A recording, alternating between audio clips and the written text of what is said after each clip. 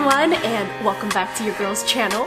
So today I have a topic that I've been wanting to talk about for years now, and I don't know why I never really got around to talking about it.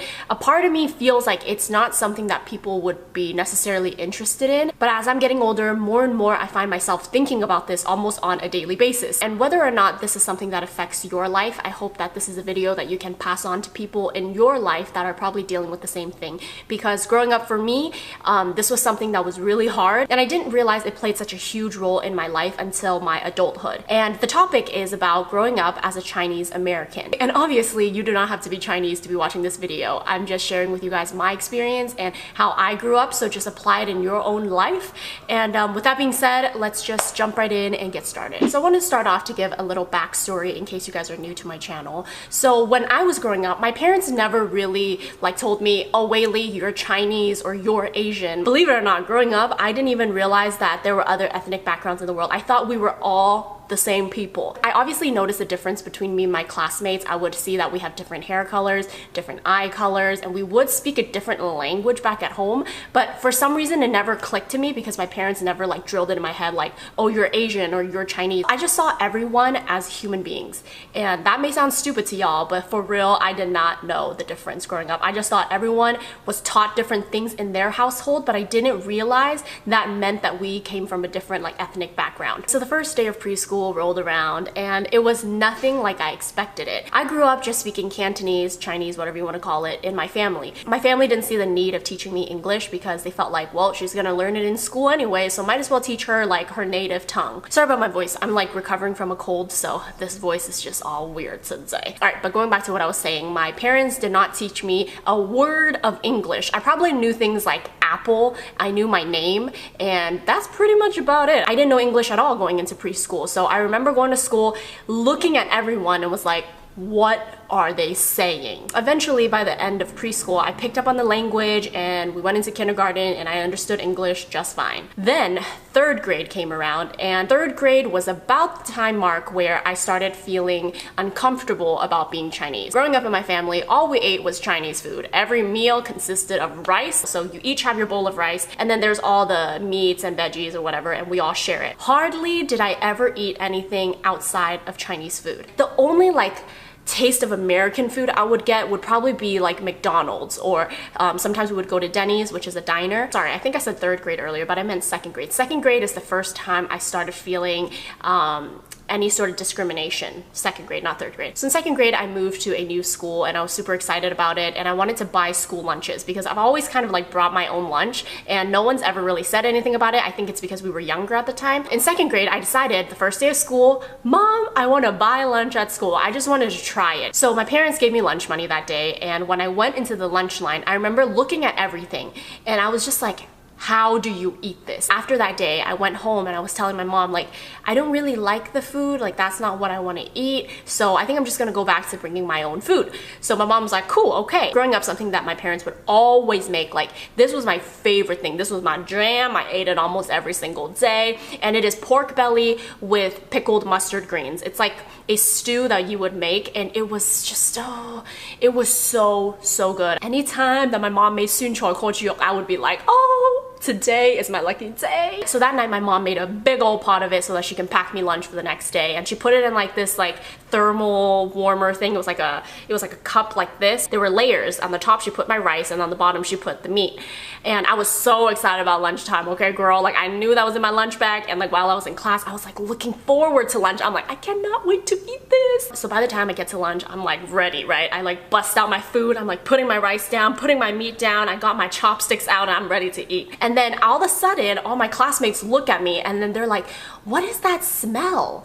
And at first I thought they thought it smelled good, because to me, this was a shit I grew up with, and this smells fucking amazing if you ask me.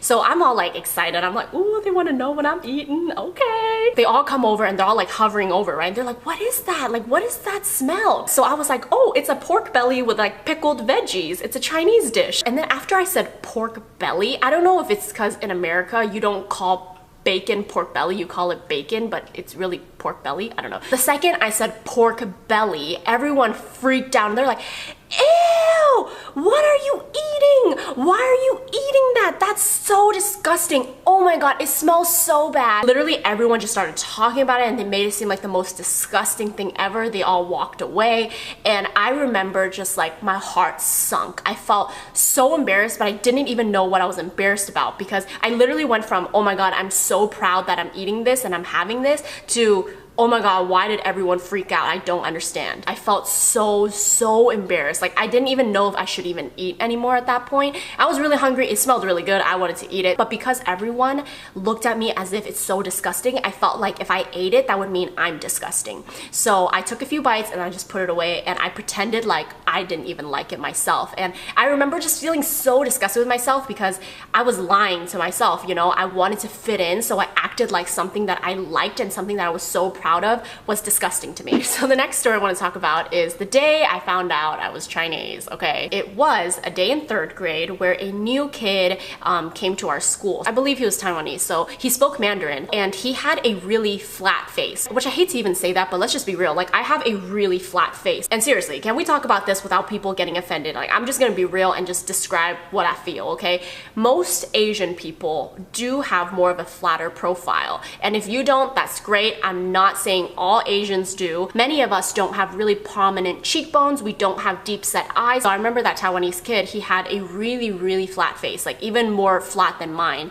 And all the kids in class were making fun of him. And I overheard them and they're just like, he has such a flat face. Like, did he get slapped or something growing up? Growing up, I was someone that just listened to everybody else. I never really had an opinion of my own. Like if that's what the majority is saying, I'm gonna be like, okay, yeah, you're right. So there was a moment where those mean kids looked at me and they looked at me as if they were waiting for me to like jump in and say something too. And me being the loser that I was, I'm just like, oh shit, that's what they're saying. Like I need to agree with them because otherwise they would laugh at me. So I say back to them like, yeah, he has such a flat face. And then they all bursted out laughing, looked at me, and one of the guys were like, so do you, aren't you guys the same or something? So that day after school, I go home and I tell my mom and I'm like, kids at school were making fun of me saying that I have a flat face. Like, do I have a flat face? I remember my mom saying like, hey, 可能嗰啲細路仔歧視我哋啲中國人呢? Which in translation, my mom was just like, huh, maybe it's just those kids making fun of us Asian people. And I was just like, what's the difference? So my mom broke it down to me, explained to me that, you know, we are different, like we are minorities in this country and blah, blah, blah, so on and so forth. And that for me explained so much about why I don't eat food that kids at school eat, or why sometimes I don't understand words because the only way I can express it is in Chinese. And that explains why I struggled so much in English. Which brings me to my next story. I hope you guys aren't bored of these stories yet, but this is the last story I want to tell, and that is me struggling a lot as a kid in English. So I remember kids would read books and like we had to take these tests at the end of like each book that we read just to see how much we absorbed the material.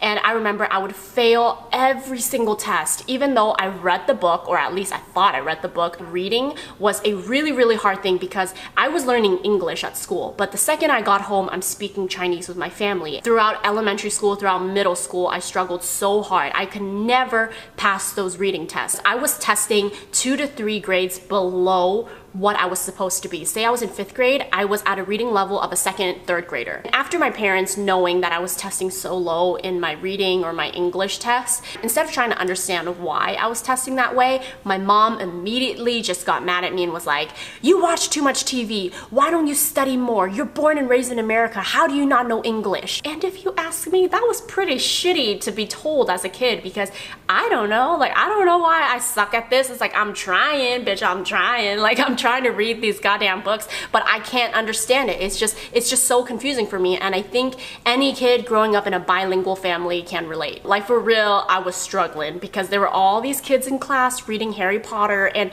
Harry Potter is a big book, y'all. Like it is this thick, okay? While everybody was on their Harry Potter, I was still on my Junie B. Jones, okay? So those were the few stories I wanted to share with you guys. Sorry if I bored you. Those were the moments for me growing up that impacted me so much. And with that being said, I want to talk about how I have learned to be proud of being Chinese American and being different. And the way that I have coped with it is that I told myself there's nothing to be embarrassed about. Like, what is wrong with being a minority? What is wrong with being different? What is wrong with speaking a different language outside of English? I asked myself, shouldn't I be proud that I know 2 languages? Shouldn't I be proud that I know 2 different cultures? And what is wrong with mine? Whether a person speaks another language, eats a different type of food or not, we are all people. Like when it comes down to it, we're all people. We're all just people trying to make it in this world. And shouldn't we bring our differences together and share that with each other and learn from each other? Just take a second and imagine, what if everyone in this world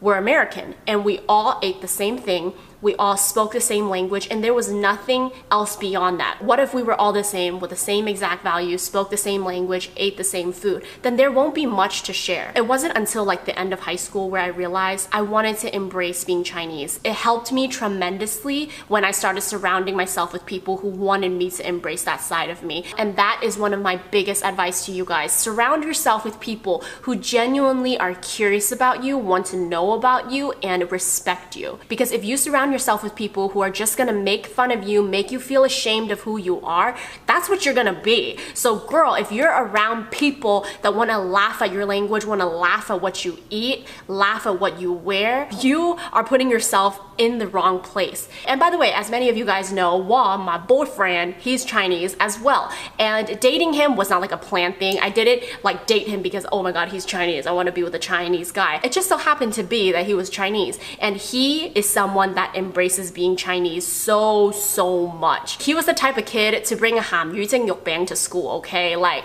if you bring ham yu jing yuk bang to school, you don't fucking play. You are embracing the most Chinese side of you if you bring a ham yu jing yuk bang to school or to work, okay? Ham yu jing yuk bang is basically a steamed dish with salted fish and pork. It's like a pancake. It's like a meat pancake, but the salty fish, oh my God, it smells so strong. Like if I microwaved a ham yu jing yuk bang in my house right now, you would smell it throughout my entire apartment, okay? And Walt was the type of guy growing up where he was so proud of who he was. He had no shame in it. And ever since dating him, he has really drilled that into me. So like I said earlier, the biggest advice I can give to you if you're dealing with just some sort of embarrassment or shame about you having a different ethnic background, please surround yourself with people who genuinely want you to thrive. And instead of seeing your differences as something embarrassing, see it as something I can bring to the table. Like, let me tell y'all about my pork belly. Let me tell y'all about my salted fish. And if after you tell people what you like to eat or how you grew up and they want to be disgusted, turned off, or whatever about it, let them be. Like, let them be closed-minded. Don't ever close yourself off and think that you shouldn't share your differences, because that is what makes this world so beautiful. All of our differences coming together as one and people learning about each other. I know music plays a huge role in many people's lives, and for me growing up, I didn't know who Usher was, Neo, Beyonce, Pussycat Dolls. Like, those were the artists that, you know, when I was growing up, those were the artists that were like poppin', you know? And I remember going to school and all these girls would have Usher on their binder and they're like, oh my God, this is Usher. And I'm just like, who that? Because the only artist that I know is Twins, Boys, Chan Kun-hei, Lee Ha-kan, Yong Jo-yi, Chan Wai-lam. Like, those are the only artists that I listened to, and those were the only artists that I knew. And because I wanted to fit in, I started to listen to the music that other kids were listening to. And it wasn't that I didn't like it, but my heart was with Chinese music because that is what I grew up with, that is what I know, and that is what I like. And for years, I would download songs into my iPod that I personally did not really enjoy listening to, just so that in case another kid from my class wanted to listen to my music, they'd be like, oh shit, Waylee knows the new songs and stuff. And I just remember feeling like, this is not me. This is not what I want to listen to. Nowadays, if you guys pick up my phone, you go to my music, all I have is Chinese music. The only way I know of new American songs coming out is through my friends and Wah. And I mean, I still enjoy listening to it, but for me, the music that really inspires me or music that really connects with me is Chinese music. And I have no shame in it. I'll be blasting that shit, girl. I'm like driving with my windows down. I'm like blasting my Chinese music. And yes, people next to me will probably be like, what the fuck is she listening to? Like, that's not cool. Like, what is that? It sounds so weird, but I'm just like, hey, You listen to your music, I listen to mine. This is what I like to listen to, and I'ma jam out to it. Alright, this video is getting really long as always. Every time we do girl talk, we talk forever, okay? I think I got most of the things that I wanted to talk about out. And maybe after watching this video, you're still feeling a little iffy and you feel like you don't really know how to apply these things into your life, because it is hard, you know? It is hard to embrace something that's so different to people who aren't used to it, and you feel embarrassed, you feel judged, but the most important thing is you gotta surround yourself with people who genuinely care and respect you. And you yourself, you are the first person that needs to accept and feel proud of who you are, because you can't look for that validation in other people. You gotta feel it in your heart, girl. That upbringing of yours is what molded you to be the person you are today, and you have so much to offer. I hope this video meant something to you. I hope that it changed your way of thinking a little bit, and I hope that it's taking you one step closer to accepting who you are. Thank you guys so much for watching and tuning in to my channel, and I will see you guys in my next one. Bye!